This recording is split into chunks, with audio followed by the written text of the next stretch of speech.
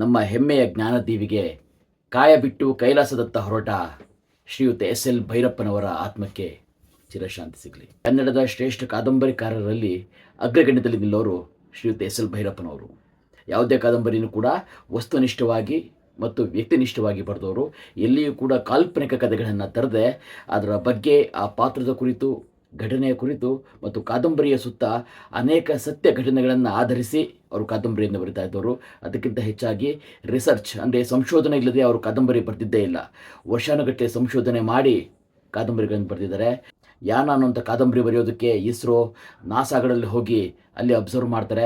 Muslim ಪಾತ್ರ ಬರುವಂತಹ ಕಾದಂಬರಿಯನ್ನು ಬರೆಯೋದಕ್ಕೆ 1.5 ತಿಂಗಳು ಒಬ್ಬ ಮುಸ್ಲಿಮರ ಮನೆಯಲ್ಲಿ ವಾಸ ಇರ್ತಾರೆ. ಹೇಗೆ ಮಾತಾಡ್ತಾರೆ, ಅವರ ಬಾಂಧವ್ಯ ಹೇಗಿರುತ್ತೆ, ಅವರ ಜೀವನ ಶೈಲಿ ಹೇಗಿರುತ್ತೆ, ಇವೆಲ್ಲವನ್ನೂ ಕೂಡ ಮುಸ್ಲಿಂ ಕುಟುಂಬದಲ್ಲೇ ಇದ್ದು ಅದನ್ನು ಅಭ್ಯಾಸ ಮಾಡಿ ಆ ಪಾತ್ರವನ್ನು ಸೃಷ್ಟಿಸ್ತಾರೆ.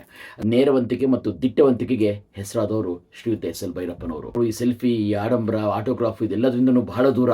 ಆದರೂ ಒಮ್ಮೆ ಮೈಸೂರಿನ ರಂಗಾಯಣದಲ್ಲಿ ನಾನು ಅವ್ರನ್ನ ಭೇಟಿಯಾಗಿ ಮಾತಾಡಿಸಿ, ಅವರು ಆಟೋಗ್ರಾಫ್ ಕೊಡಲ್ಲ ಅಂದರು. ಇಲ್ಲ, ನಾನು ನಿಮ್ಮ ಬಹಳ ದೊಡ್ಡ ಅಭಿಮಾನಿ, ಆಟೋಗ್ರಾಫ್ ಬೇಕೇ ಬೇಕು ಸರ್ ಅಂತ ದುಂಬಾಲು ಬಿದ್ದು ಈ ಆಟೋಗ್ರಾಫ್ನ ತಗೊಂಡೆ. ಅದು ಮಧುರ ನೆನಪು.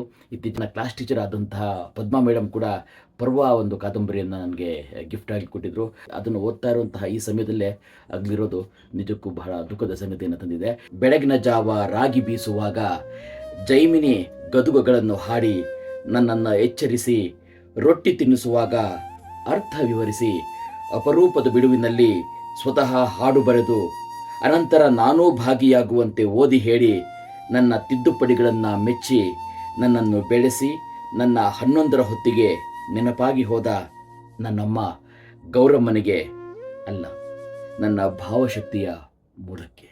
ಬರೆದಂತೆ ಬದುಕಿದವರು, ಬದುಕಿದಂತೆ ಬರೆದವರು ಶ್ರೀಯುತ ಎಸ್ ಎಲ್ ಭೈರಪ್ಪನವರು.